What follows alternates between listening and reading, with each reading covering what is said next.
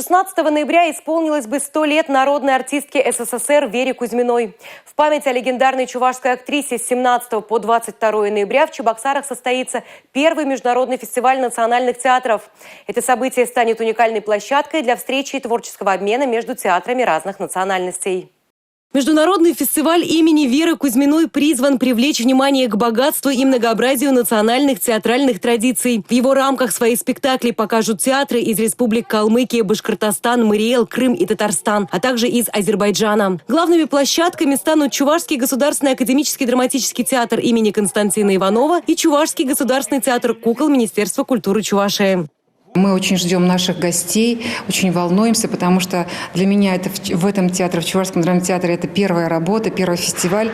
Но я думаю, что будет очень плодотворно, интересно. Самое главное, интересно для зрителей. Я приглашаю зрителей на фестиваль, будут интереснейшие работы. И я очень рада, что мы именно открываем в честь Веры Кузьминой. Она заслуживает этого.